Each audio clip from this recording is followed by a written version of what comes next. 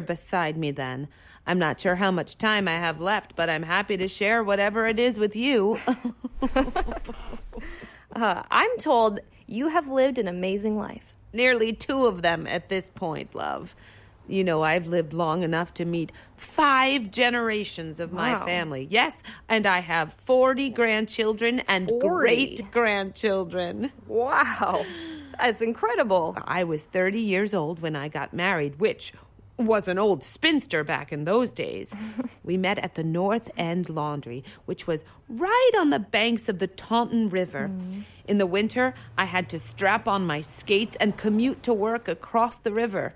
We had 5 children, 4 boys and 1 girl.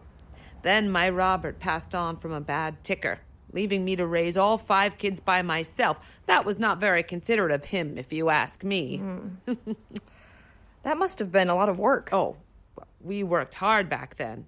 And we went to church every Sunday. It was a simpler time, I think. That is, until the hurricane of '68 wiped out the old laundry. From then on, I just took whatever odd jobs I could find. Well, that was very resourceful. Oh, had to be. Eventually, all of my boys joined the service. 2 of them went into the Coast Guard, while the other 2 chose the Army Air Corps. For years, I had 4 stars hanging in my front window, 1 for each of them. While they were off protecting the country, though I didn't have much, I volunteered my time. Just like you. Sometimes I even made up food baskets for the needy. I'm sure everyone really appreciated that. Well, thankfully, all my boys stayed safe. It wasn't long after that I got involved in the American Legion. And wouldn't you know it, I became the first woman president of the local AMVETS. Really? That's right, sweetheart. Wow. Through the years, life went on, and I got a second chance at love. Yep, I married William Benoit, and after 3 happy years, a heart attack took him too. I've sometimes wondered whether I killed them both. I must have been a little too much to handle back then. Oh, you really have lived an amazing life, Mrs. Lacombe. Well, I suppose I have. I've seen more American presidents come and go than I care to count. I've seen people come together, and I've seen them driven apart. And I've seen the world change more than I ever thought possible. I tried to keep up with everything for as long as I could, but I have to say, in the end, the internet finally did me in. I just don't understand the thing, and I don't want to. If life is a test of endurance, then I think I've passed the test. But it's not, you know. Not what? A test of endurance. Nope. Life is just a never-ending series of choices. So make sure you choose to be happy every chance you get. Okay? Thanks for that advice, Mrs. Lacombe. I will. Now, you make sure of that. Yes? Yes. And thank you, Mrs. Lacombe. I really, really enjoyed our talk today. Oh, well, my door is always open, sweetheart. That is until the good Lord decides to bring me home.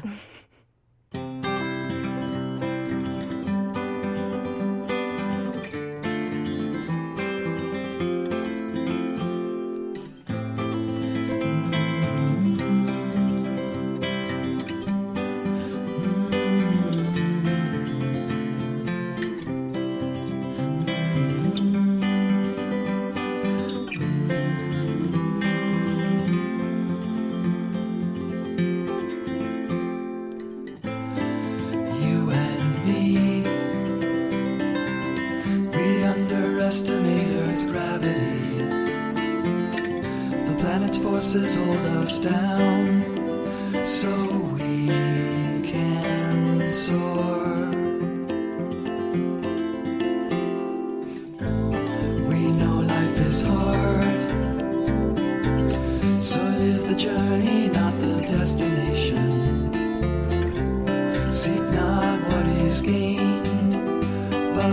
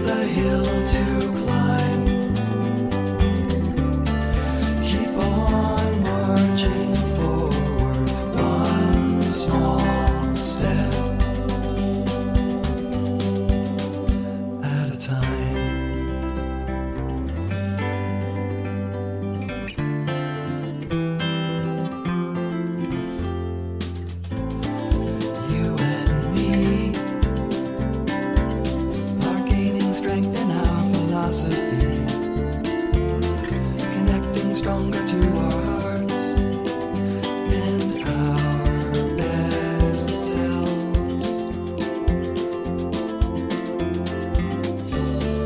Our best days are still to come. Holding on to memories of where we all come from. Standing here at the foot of the hill to climb. Keep on marching forward, one small step at a time.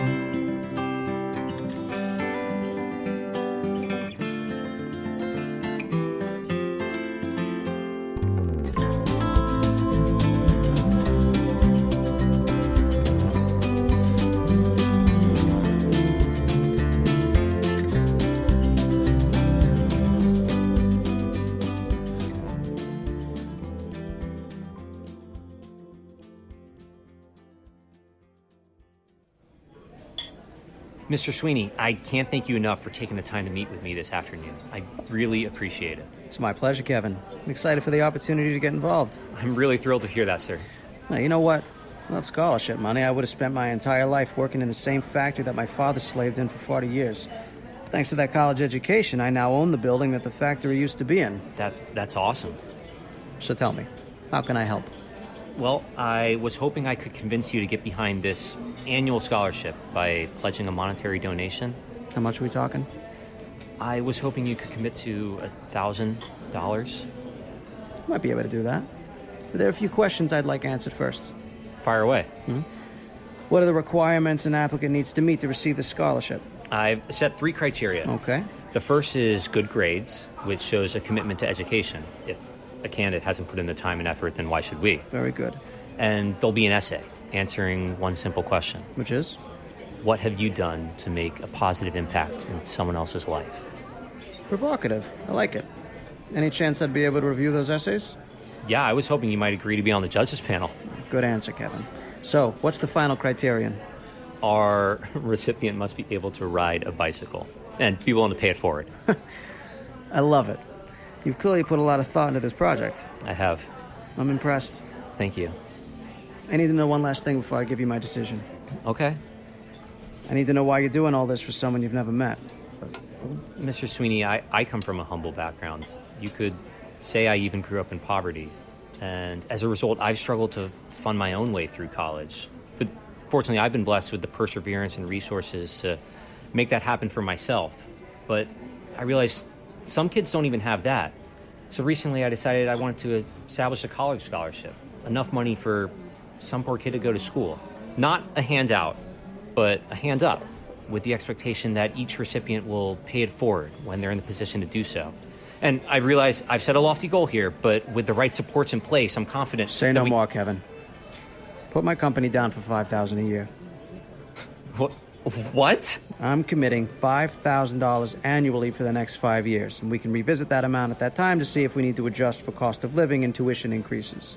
I don't know what to say, Mr. Sweeney. It seems to me you've already said everything you need to, Kevin. Can I give you one small piece of advice? Yeah, please do. Going forward, don't sell yourself short in your sales pitch. This is a very good cause, son. And I have to imagine that there'll be a lot more business folks and community leaders stepping up to offer their support. Really? I mean, do you think so? No, if I had my say, absolutely. Wow. I can't thank you enough. Oh, sorry, but I do have one final question. Anything. How are the burgers here?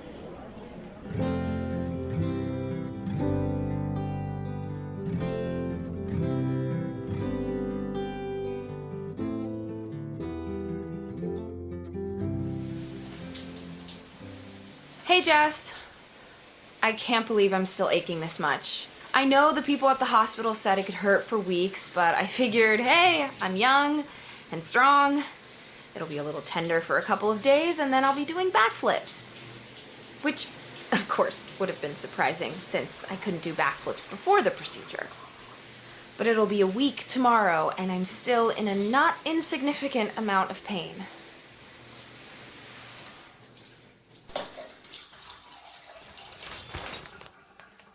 I think if this keeps up for another couple of days, I'm going to call the hospital and see if there's anything they can give me.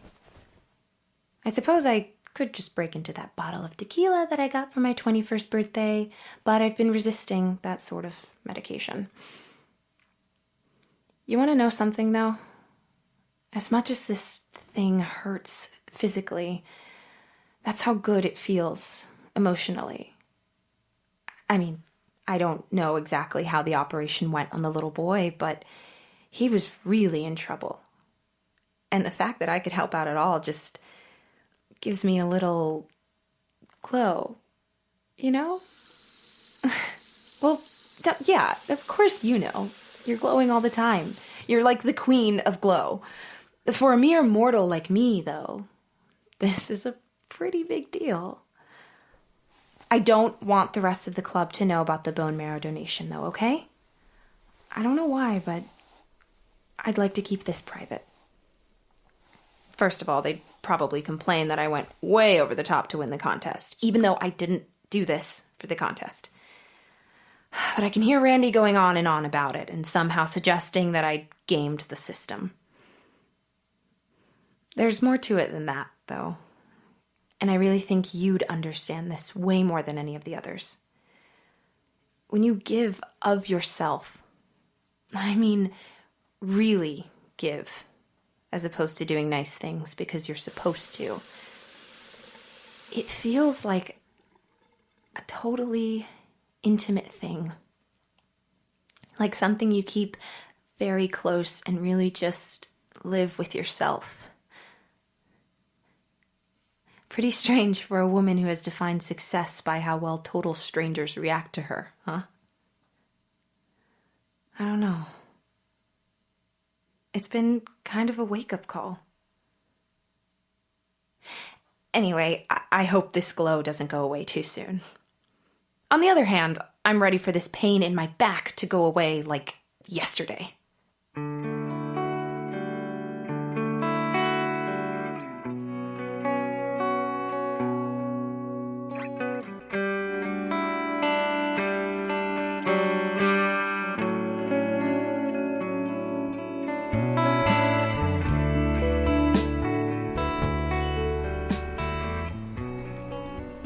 $2,000 people? Yes, yeah, of course. I could do a show for 2,000 people. I guess. I'm sorry, what kind of party are you having? I don't think I've ever seen an event on campus with, like, that many people. Really? Yeah, well, then I'm your guy. I'll just scale everything up. Hey, wait, sorry, hold on a second. Sorry, yeah, no, I'm fine. I'm just there's a girl walking across the parking lot. It's really dark, and I can see there's this guy moving toward her, and... Oh, hold on, I'll call you. Well, let me call you back. Hang on, do you, do me a favor and call the campus police and tell them to come to the east parking lot as fast as they possibly can. Please, no. Ow! Ah! No! Ow! Damn it! Is he? Well, he's out for now. Look, if he moves, I'll punch him out again. Are you okay? I never saw him coming. I know, it's dark. My guess is he was hiding in the woods or something.